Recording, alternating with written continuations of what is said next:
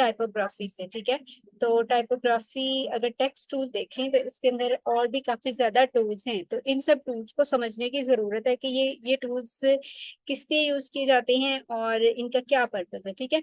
तो आप अपनी टेक्स्ट को एक्साइटिंग बना सकते हैं with the help of text tool. Simple text tool है, इसमें कोई ऐसा नहीं है, तो सबको पता है, आप लोग जानते हो कि टेक्स्ट टूल लेने के बाद आप सिलेक्शन करते हो और फिर आप इसका साइज जो है with the help of shift increase कर सकते हो। मतलब आप अपने टेक्स्ट को का साइज जो है ना वो बढ़ा सकते हो, स्केल कर सकते हो उसे, ठीक है।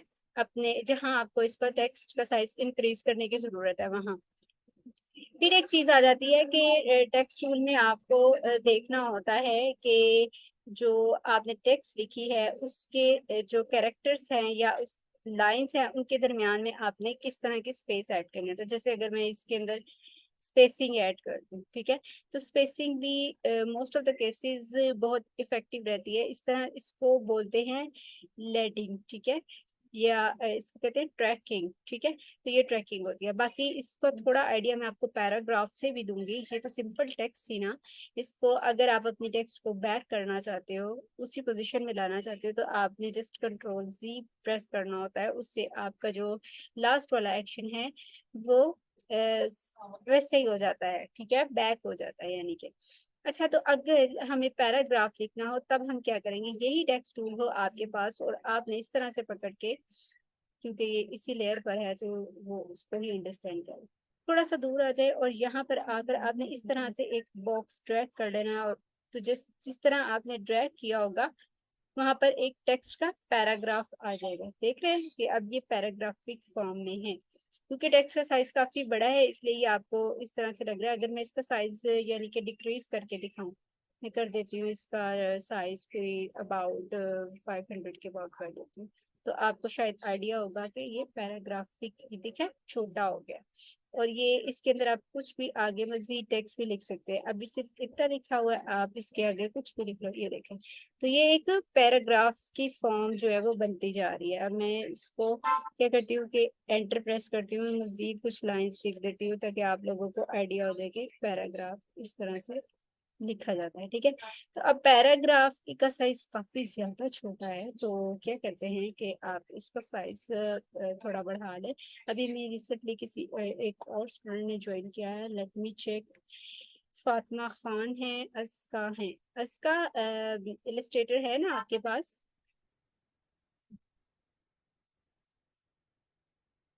अस्का को आवाज आ रही है?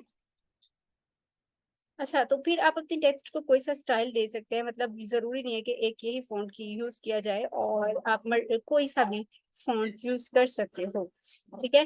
फिर आपके पास पैराग्राफ को की सेटिंग भी कुछ है। मतलब कि ये तो राइट अलाइन है ना, इस तरह आपके पास सेंटर अलाइन है, आपका टेक्स्ट जो सेंटर में आ गया। फिर उस तरह से अलाइनमेंट आप देख लो कि किस तरह की आपको चाहिए, ठीक है, ये चीजें। फिर फिर ये है कि ये देखिए ना, टू लाइंस है। अगर आपको टू लाइंस के दरमियान भी स्पेस चाहिए हो तो वो आप यहाँ से ऐड कर सकते हो। ये देखिए, एक तो ये है ना और एक है। अब मैं जैसे ये साइज इंक्रीज करती जाऊंगी, आप नोट करेंगे कि लाइंस के दरमियान में स्पेस बढ़ती जा रही है। आ रहे हैं ना सर? लाइन के दरमियान स्पेसिंग चेक करें, ठीक है। तो जहां कहीं भी आपको पैराग्राफ की लाइंस के दरमियान स्पेस इंक्रीज करनी होती है तो आप यहाँ से लेडिंग में से जाकर चेंज कर लेते हो, ठीक है। तो मुस्कान ने भी फाइनली ज्वाइन कर लिया। मुस्कान, आज हम इलस्ट्रेटर सीख रहे हैं, तो अभी हमने टाइपोग्राफी से स्टार्ट लिया। चलें, तो ये मैंने आपको बता दिया थोड़ा। अब चलते हैं कुछ और डिफरेंट चीज जो है ना वो ट्राई करते हैं। तो इसको मैं फिलहाल के लिए कर देती हूँ डिलीट, इसकी जरूरत हमको नहीं है। हमें देखना है कि टेक्स्ट जो है वो किस तरह से एरिया में टाइप होती है। तो सपोज करें कि हमारे पास एक एरिया है कोई, ठीक है। मैं एक सर्कल ही बना लेती हूँ। ये मेरे पास एक एरिया है और एरिया के अंदर हमें टेक्स्ट लिखनी है। तो एरिया के अंदर जब टेक्स्ट लिखनी हो तो आप ये वाला टूल सिलेक्ट करते हो और यहाँ पर एक बार जो भी आपका पाथ है, पाथ पर क्लिक करते हो, ठीक है। अंदर नहीं करना है, ये पाथ है, पाथ पर एक बार टैप कर दो। तो ये देखिए हमारी टेक्स्ट जो है बस पाथ के अंदर अंदर लिखी हुई है, ठीक है ना। تو یہ بھی بڑی آپ کو ایک ڈیزائن کے اندر ہیلپ فل رہے گی کہ آپ نے اسپیسیفک ایریا میں شیپ کے اندر لکھنا تو آپ ٹیکسٹ لکھ سکتے ہو. پھر آپ کے پاس اور ایک ٹول ہے جسے کہتے ہیں ٹائپ آن اے پاتھ. تو یہ تو تھا پاتھ کے اندر لکھنا. اب ایسا بھی تو ہو سکتا ہے نا کہ آپ پاتھ کے اوپر لکھنا چاہو. تو اگر ہمارے پاس ایک سرکل ہو, ٹھیک ہے, اس طرح سے ایک سرکل ہے سمجھنے, اور ہمیں اس کے پاتھ کے اوپر لکھنا ہے. جب پاتھ کے اوپر لکھنا ہوگا نا تو آپ ٹائپ آن پاتھ سلیکٹ کریں گے اور پاتھ پر رکھ کر ایک پر کلک کر دیں. تو اب دیکھیں کہ یہ صرف اور صرف پاتھ پر لکھ رہا ہے. اور لوگو ڈیزائننگ میں اکثر آپ کو اس طرح کی چیزیں نظر آئیں گی کہ سرکل کے اندر یا اس وے میں آپ نے ٹیکسٹ لکھنی ہو تو آپ یہ ٹول یوز کرتے ہو. چاہے تو آپ اپنی ٹیکسٹ کا سائز اور مزید انکریز کر سکتے ہیں کہ یہ مطلب ویزیبل رہے, نظر آئے کہ کتنا بڑا ہے. السٹریٹر میں یہی ہے کہ آپ کو اپنی ٹیکسٹ کا سائز دیکھنا ہوتا ہے. تو میں نے کوشش کی ہے کہ بڑھا دوں, تو یہ کافی بڑا ہو گیا ہے. ٹھیک ہے, تو دیکھ لیے کہ آپ کے ڈیزائن میں کیسا سوٹ لگتا ہے, وہ آپ اس کا سائز رکھ لیجیے گا. ٹھیک ہے, اب یہ تھوڑا سا پرومیننٹ ہے اس طرح سے. اس کے درمیان میں چاہے تو جب آپ کوئی لوگو بنا رہے ہوتے کوئی آئیکن درمیان میں رکھ دیتا ہے تو اس طرح سے ایک لوگو بن جاتا ہے. ٹھیک ہے, اچھا یہ چیز ہو گئی. اب آتے ہیں ہمارا نیکسٹ ٹول ہے جی ورٹیکل ٹائپ ٹول. ٹھیک ہے, تو ورٹیکل ٹائپ ٹول کیا کرتا ہے کہ یہ دیکھیں میں یہاں لکھتی ہوں, اس نے ورٹیکلی میرے ٹیکسٹ لکھ دیا. تو جہاں کہیں آپ کو اسپیسنگ اس طرح کی ہے کہ آپ ورٹیکلی لکھنا چاہتے ہو تو ورٹیکل ٹیکسٹ ٹول یوز کریں گے آپ لوگ. اس کے بعد ورٹیکل ایریا ٹائپ ٹول. ٹھیک ہے, ورٹیکل ایریا ٹائپ ٹول کیا کرتا ہے, اس کو ذرا میں نیچے لے آتی ہوں اور میں ایک ایریا بنا لیتی ہوں. جیسے کہ یہ والا ایریا ہے, ایک اسکوائر بنا لیا میں نے, اور اس پر میں vertical area type tool use کرتی ہوں. ٹھیک ہے, سوری, ورٹیکل ایریا. ٹھیک ہے, یہ دیکھیں اب جو ہماری ٹیکسٹ آ رہی ہے نا وہ پاتھ کے اندر ہے لیکن ورٹیکلی ٹیکسٹ لکھی جا رہی ہے. ٹیکسٹ پہلے ہم نے جو لی تھی وہ سمپل پاتھ کے اندر تھی, اب پاتھ ہے لیکن ٹیکسٹ ورٹیکلی آ رہی ہے. ٹھیک ہے, تو جہاں کہیں اسپیسیفک سا بہت کم سا لکھنا ہو اور ورٹیکل ٹیکسٹ لکھنی ہو تو آپ اس طرح سے اس ٹول کو یوز کر سکتے ہو. ابھی کے لیے ٹیکسٹ ٹول کی اتنی ایگزامپلس آئی تھنک کہ ٹھیک ہے. اور ورٹیکل آن پاتھ بھی سیم ایسے ہی ہے کہ پاتھ کے اوپر ورٹیکل لکھا جائے گا. ٹھیک ہے, یہ جیسے یہ اس طرح سے چل رہے ٹیکسٹ تو وہ بھی ورٹیکلی چلے گی ٹیکسٹ. ٹھیک ہے, تو اب ہم چلتے ہیں کچھ نیو ٹولس کی طرف کہ وہ کس طرح سے ہم نے ٹائپوگرافی میں یوز کرنا ہے. تو ان سب کو میں سلیکٹ کرتی ہوں اپنے سلیکشن ٹول سے. سلیکشن ٹول میں نے لیا ہے. ٹھیک ہے, ان سب کو سلیکٹ کیا اور اب دیکھیں یہ سب بلو انڈیکیٹر آ گئے ان کے پاس. اور آپ اس کا مطلب یہ ہے کہ یہ سب سلیکٹڈ ہے. آپ ڈیلیٹ کا بٹن پریس کریں ان سب کو ڈیلیٹ کر دیں. ٹھیک ہے, اب ہم کرتے ہیں ٹائپوگرافی سے کچھ امیزنگ چیزیں. ٹھیک ہے, تو اس کے لیے میں ایک ٹیکسٹ ٹائپ کروں گی. کچھ بھی ہم لکھ لیتے ہیں, لائک کہ میں نے لکھ لیا کرو. ٹھیک ہے, کرو کا سائز ابھی کافی چھوٹا ہے تو آپ اس کا سائز اس کو اسکیل کر love with the help of shift press کرنے سے. یہ ہے کہ آپ کے ٹیکسٹ کا پرپوشن خراب نہیں ہوتا. اور اب دیکھیں کہ میرا جو آرٹ بورڈ ہے وہ کہیں سائڈ پر چلا گیا, اور اگر کبھی آپ کے ساتھ ایسا ہو جائے تو کنٹرول 0 پریس کریں گے, اس سے یہ ہے کہ آرٹ بورڈ اپنی پوزیشن پر آ جاتا ہے. ٹھیک ہے, تو چاہے تو آپ ان سب کے جو لیٹرز ہیں وہ آل کیپ کر لیں, کیپیٹل میں کر لیں. ٹھیک ہے, تو وہ ذرا زیادہ بیوٹیفل لگے گا اس طرح سے. اچھا, یہاں پہ میں ایک چیز اور ایڈ کر دوں کہ اگر آپ کو کلر چینج کرنا ہو آپ کلر پر آ کر 2 بار ٹیپ کریں گے اور اس ٹیکسٹ کا کلر جو بھی آپ رکھنا چاہتے ہو, ٹھیک ہے, سلائیڈر ہے آپ کے پاس, اس کو موو کر کے ٹیکسٹ کا کلر کر سکتے ہو. جیسے یلو اگر کرنا ہے تو یہ دیکھیں یلو کلر آپ چوز کریں. اس کے بعد ایک چیز اور کہ اگر آپ کو بیک گراؤنڈ چینج کرنا, جیسے ہمارا یہ ایک آرٹ بورڈ ہے, اس کا بیک گراؤنڈ چینج کرنا ہو کیونکہ یہ السٹریٹر ہے, اس میں بیک گراؤنڈ لیئر تو ہوتی نہیں. السٹریٹر کا بیک گراؤنڈ آپ نے جب بھی چینج کرنا ہے تو آپ ایک ریکٹینگل لے لیتے ہو. ٹھیک ہے, اور ریکٹینگل کو آپ اس طرح سے آرٹ بورڈ کے سائز جتنا بنا لیتے ہو. ٹھیک ہے, اب یہ کیا ہوا کہ ہماری جو وہ ٹیکسٹ ہے وہ بیک پر چلی گئی, اور اس کا کلر جو ہے میں بلیک کرنا چاہ رہی ہوں تو کلر میں چینج کر لوں گی. اور ٹیکسٹ کیسے واپس لائی جائے, टेक्स्ट वापस आने का ये तरीका है कि आपने अपना सिलेक्शन टूल लेना है और इस रेक्टेंगल पर राइट क्लिक करना है। उसके बाद आपके पास ऑप्शंस आएंगे, आपने क्या करना है, अरेंज। अरेंज में जाकर आपने सेंड टू बैक करना है। इस रेक्टेंगल को आपने बैक पर सेंड कर दिया, मतलब अब ये बैक पर है और जो आपने टेक्स्ट ऐड की थी वो फ्रंट पर है। ठीक है, तो अभी ये फील हो रहा है ना कि टेक्स्ट की जितनी भी लेटर्स हैं इनके दरमियान में कितनी ज़्यादा स्पेस है, हो रहा है ना ऐसा फील? तो आप टेक्स्ट को सिलेक्ट करें, क्योंकि जब तक आप टेक्स्ट सिलेक्ट नहीं करेंगे उसकी प्रॉपर्टीज आपके पास नहीं आएंगी। आप इनके दरमियान की जो स्पेस है उसको कम कर लो। देखा अभी इस टाइम 71 है, अगर मैं इसको 0 करूं तो ये ठीक हो जाएगी। ठीक है, अब ये कुछ अच्छी लग रही है। ठीक है, तो हम क्या करते हैं, इस टेक्स्ट की कॉपी लेना चाह रहे हैं। कॉपी कैसे लेंगे टेक्स्ट की? आपने ऑल्ट प्रेस रखना है और इस टेक्स्ट को ड्रैग कर लें। मेक श्योर करें ऑल्ट की आपने प्रेस की हो। ठीक है, उसके बाद ये इसकी कॉपी आगे कंट्रोल डी प्रेस करेंगे तो ये मजीद वही कॉपीज बनाता जाएगा। ठीक है, जितनी चाहे आप बना लें। अब मुझे ये फील हो रहा है कि ये मतलब सेंटर में नहीं है सारी टेक्स्ट हमारी। मैं इन सबको सिलेक्ट करती हूँ और ऊपर नीचे से इनका बैकग्राउंड भी सेम नहीं है। अच्छा ये देखें कि जैसे ही मैंने टेक्स्ट को सिलेक्ट करने की कोशिश की तो ये रेक्टेंगल जो है वो मूव हो जाता है।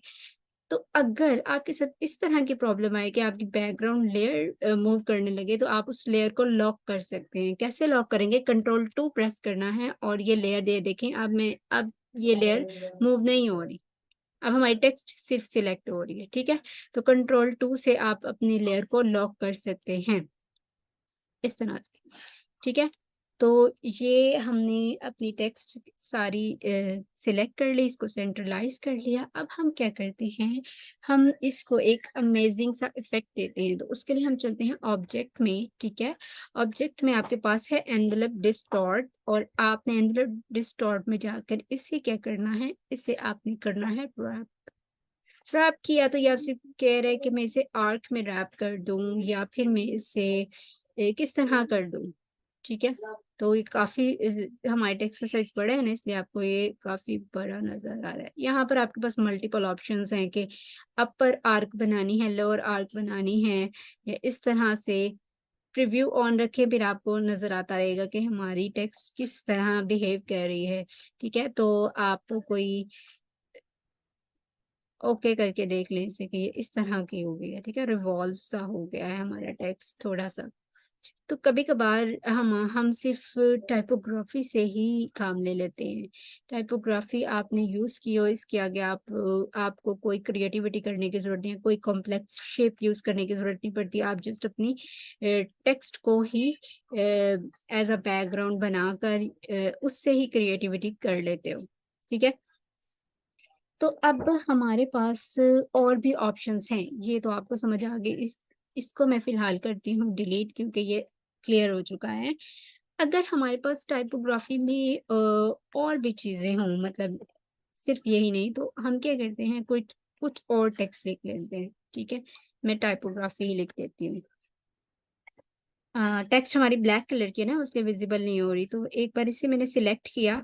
ठीक है, सिलेक्ट नहीं करेंगे तब तक वो चेंज नहीं होगा। सिलेक्ट करने के बाद मैं यहाँ पर आती हूँ और 2 बार टैप करती हूँ और अपनी टेक्स्ट का कलर जो है वो चेंज कर लेती हूँ, जो भी मुझे चाहिए। चाहे तो आप व्हाइट कर लें, ब्लैक पर व्हाइट ज्यादा प्रोमिनेंट रहता है। ठीक है, तो व्हाइट कर लिया मैंने, अब ये आपको नजर आ रहा होगा। फिर आप इसको स्केल कर लें लाइक दिस। ठीक है, अब इस जस्ट मैंने टी लिखा हुआ है, तो मैं क्या करती हूँ, मैं लिखती हूँ टाइपोग्राफी, कैपिटल टी लिखना है। ठीक है, टाइपोग्राफी,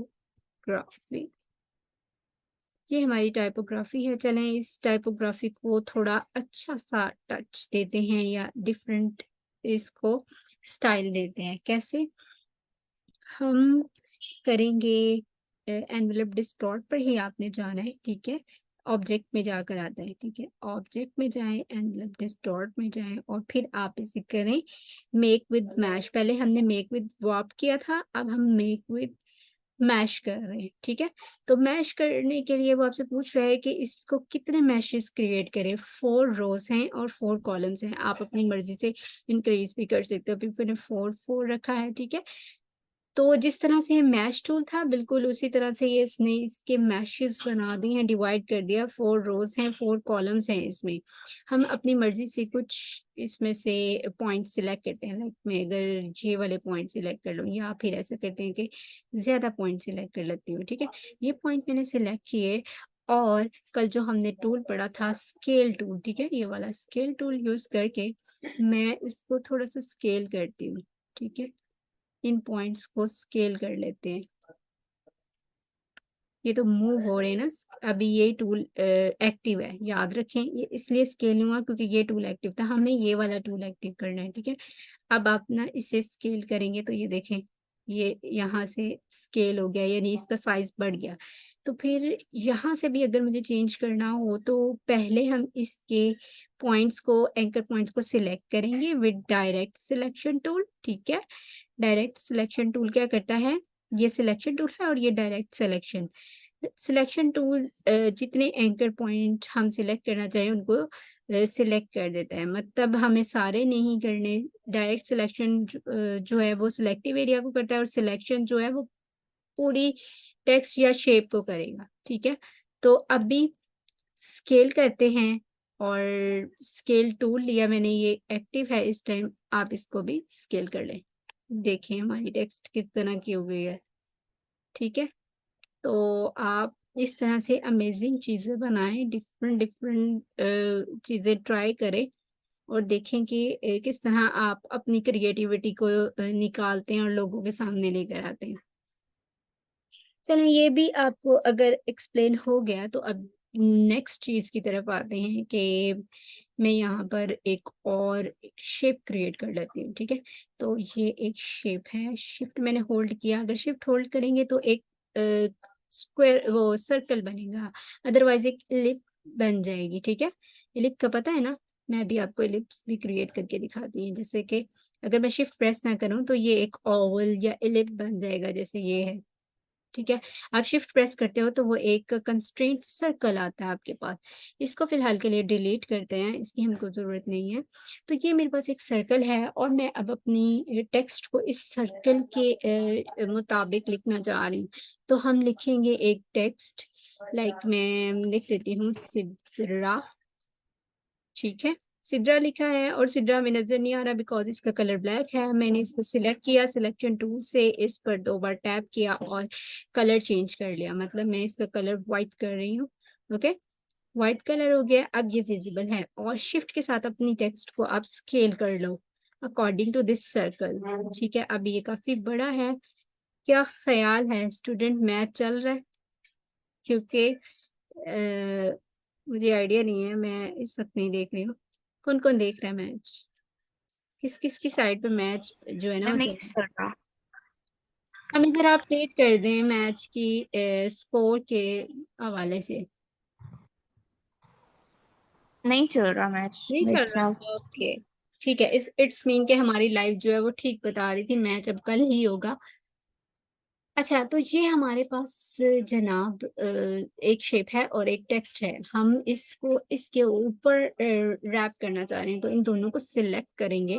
اب یہ دونوں سلیکٹ ہیں، آپ نے آبجیکٹ میں جانا ہے، اینگولر ڈسٹورٹ میں جانا ہے اور اینگولر ڈسٹورٹ میں میک ود ٹاپ آبجیکٹ. اچھا، ٹاپ آبجیکٹ ٹاپ پر ہونا چاہیے تھا، ہم نے ٹیکسٹ ٹاپ پر رکھی ہے، ہمیں پہلے اس کو چینج کر لینا ہوگا.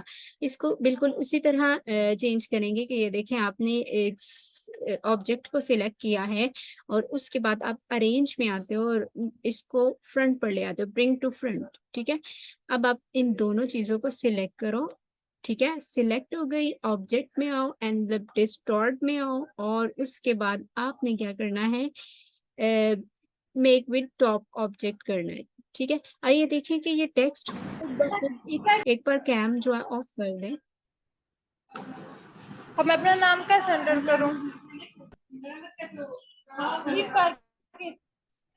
آپ کو کیمرہ وہ بیچاری پریشان ہو گئی ہے. چلیں کوئی بات نہیں، اسٹارٹنگ میں نا جو بچے نیو ہوتے ہیں ان کے ساتھ ہو جاتا ہے اس طرح. اچھا، تو ضروری نہیں ہے کہ آپ صرف سرکل لیں گے، آپ کوئی اچھی سی شیپ بھی بنا سکتے ہیں، جس سے کہ یہ دیکھیں کہ آپ سپوز کریں گے ہمارے پاس ایک ریکٹینگل. ٹھیک ہے، یہ ایک ریکٹینگل ہے اور ہم نے ایک سرکل بھی لے لیا. ٹھیک ہے, تو میں ایک سرکل ڈرا کرتی ہوں with the help of shift. اس طرح سے دیکھیں تو شیپ بن جاتی ہیں. آپ کو اس کے لیے تھوڑی سی محنت کرنا ہوتی ہے. ٹھیک ہے, تو یہ دو چیزیں ہیں ہمارے پاس. اس کے بعد میں ان دونوں شیپس کو سلیکٹ کرتی ہوں. ٹھیک ہے, دونوں شیپ سلیکٹ ہے. اب آپ دیکھیں کہ یہاں پر آپ کے پاس پاتھ فائنڈر موجود ہے. ٹھیک ہے, پاتھ فائنڈر میں آپ نے آنا ہے اور یہاں سے آپ نے کیا کرنا ہے, مائنس فرام فرنٹ. تو یہ دیکھیں ایک ٹپال دانے دار کی جو شیپ نہیں ہوتی وہ کریٹ ہو گئی ہے یہاں پر.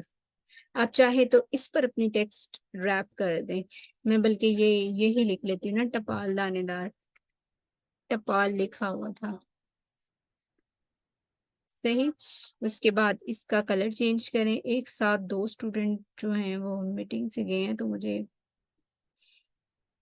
سمجھ نہیں آ رہی کہ یہ کیا چیزیں ہیں, کیا لوگ ہیں. خیر, آپ اپنی ٹیکسٹ کو بڑھا لیں. ٹھیک ہے, اس طرح سے دیکھیں کہ انہی چیزوں سے لوگ شاید نیٹ ایشو ہو رہا ہے ان کا نا, کیونکہ جوائن کر رہی ہیں اور بار بار ان کی میٹنگ جو ہے نا وہ لیفٹ ہو جاتی ہے. اس کو اب آپ ریپ کریں, لیکن آپ کو اسے ارینج کرنا ہوگا. شیپ جو ہے وہ فرنٹ پر ہونی چاہیے. یہ چیز آپ نے دھیان رکھنی ہے. اگر شیپ فرنٹ پر نہیں ہوگی پھر وہ ریپ نہیں ہو سکتا. پھر ان دونوں کو سلیکٹ کرنا ہے, ایک کو نہیں دونوں کو سلیکٹ کرنے کے بعد آبجیکٹ میں جائیں. آبجیکٹ میں جانے کے بعد انلپ distort and then make with top object. دیکھیں ٹپال دانے دار کی اس طرح ہی انہوں نے بیک پہ شیپ رکھی ہوتی ہے اور اس طرح ہی ٹیکسٹ لکھی ہوتی ہے. ٹھیک ہے نا, تو آپ ٹائپوگرافی سے بہت زیادہ کمال کر سکتے ہیں. میں آپ کو بتا رہی ہوں کہ 2022 سے ڈیزائن جو ہیں موسٹلی ٹائپوگرافی کی طرف چلے گئے ہیں. لوگ شیپس کو اتنا پسند نہیں کر رہے جتنا ٹائپوگرافی, کیونکہ ہمیں ٹیکسٹ بھی اپنی ویزیبل بنانی ہوتی ہے اور ہم کوئی شیپ بھی یوز نہیں کرتے. وہی ٹیکسٹ ہی آپ کو اٹریکٹ کر لیتی ہے. ٹھیک ہے, تو یہ بڑی کمال کی چیز ہے. اب چلتے ہیں ہماری ٹیکسٹ کے اندر, ہم امیج کو کلپ کر کے دیکھتے ہیں ٹیکسٹ کے اندر امیج کیسے آئے گی. ٹھیک ہے, تو یہ تو ہو گئی ہے ڈن. اس کو کر دیتے ہیں ڈیلیٹ. ٹھیک ہے, پھر ہم ٹیکسٹ لیتے ہیں اور اس کے اندر امیج لے کر آتے ہیں کہ امیج کیسے نظر آئے گی. چلے میں ایسا کرتی ہوں, بابر لکھ دیتی ہوں, بابر اعظم. پتہ نہیں میں نے کیا لکھا ہے, کیونکہ ٹیکسٹ کا کلر بلیک ہے نا تو وہ ویزیبل نہیں ہوتا. اس کو چینج کرتی ہوں میں تاکہ آپ لوگوں کو آئیڈیا بھی ہو, مجھے بھی نظر آ جائے کہ میں نے کیا لکھا ہوا. ٹھیک ہے, تو وہ ٹیکسٹ کا کلر وائٹ کیا ہے. بابر شفٹ کر کے اس کو اسکیل کر لیں اس طرح سے. ٹھیک ہے, اور بیک گراؤنڈ کا کلر بھی میں چینج کر لوں گی, بلیک مجھے اتنا اچھا نہیں لگ رہا. دین آپ نے اس کے اندر امیج کلپ کرنی ہے, تو امیج کو ہمارے آرٹ بورڈ میں لانے کی ضرورت ہے. اس کے لیے میں فائل میں گئی ہوں اور پلیس کرتی ہوں. پلیس کے لیے مجھے آپشن دیتا ہے کہ آپ کون سی چیز پلیس کرنا چاہ رہے ہو, تو میں بابر اعظم کو پلیس کرنا چاہ رہی ہوں. ٹھیک ہے, پلیس کیا اور یہاں پر آپ اپنی امیج کو پلیس کر لو گے. ٹھیک ہے, اس طرح سے. اب آپ نے کیا کرنا ہے کہ امیج آپ کی فرنٹ پر ہے اور ٹیکسٹ بیک پر ہے, تو ان دونوں کو سلیکٹ کریں. سلیکٹ ہیں دونوں چیزیں. اب آپ نے کیا کرنا ہے, میک کلپنگ ماسک. تو یہ آپ کو ایک آپشن دے رہا ہے کہ امیج آپ کی فرنٹ پر نہیں, ٹیکسٹ فرنٹ پر ہونا چاہیے. تو اس کے لیے پھر آپ ارینج کریں گے اور ٹیکسٹ کو بیک پر لے جائیں گے, سوری امیج کو بیک پر لے جائیں گے, بیکورڈ, اور ٹیکسٹ اب آپ کی فرنٹ پر ہے. جی, اب آپ نے رائٹ کلک کرنا ہے, میک کلپ کلر ہمیں کرنا ہے چینج. دیکھیں اب یہ سلیکٹ تھوڑا سا اتنا پیارا نہیں ہے, یہ والا گرین کرتے ہیں. ٹھیک ہے, یہ کیا ہے, اور امیج کو کوشش کروں گی کہ ایڈجسٹ کروں. ٹھیک ہے, یہ میں لیئر اوپر کرتی ہوں اور ان کو ایڈجسٹ کرنے کی کوشش کرتی ہوں کہ بابر اعظم تھوڑے سے نظر آ جائے. ٹھیک ہے, موسٹلی ایسا بھی ہم کر سکتے ہیں کہ صرف ایک لیٹر لیں اور اس میں ہی کلپ کر لینا. تو یہ اس طرح سے آپ ٹیکسٹ کے اندر کلپنگ ماسک کر سکتے ہو. नहीं है, इसको डिलीट कर दिया मैंने। अब चलते हैं पाथ फाइंडर टूल की तरफ। तो पाथ फाइंडर टूल को समझें कि ये कैसे काम करता है। लेट्स सपोज कि मेरे पास एक सर्कल है, ठीक है, ये एक सर्कल है और मैं फिलहाल के लिए ना इसका फिल बंद कर देती हूँ। फिल मतलब ये देखिएगा, जैसे मैं इसका फिल बंद करूंगी ना, फिल क्लोज हो गया और अभी सिर्फ स्ट्रोक रह गई है। स्ट्रोक का अगर आपको लगता है कि साइज काफी कम है तो आप इसका साइज बढ़ा सकते हो। ये प्रॉपर्टीज हैं। और ये देखिए अभी 1 है तो मैं इसका साइज थोड़ा बढ़ाऊंगी तो इसकी बाउंड्री में थोड़ी सी वेट आ जाएगा। बल्कि अगर इस तरह नहीं हो रहा है तो आप कुछ खुद से टाइप कर दो, ठीक है। ये मैंने टाइप कर दिया है।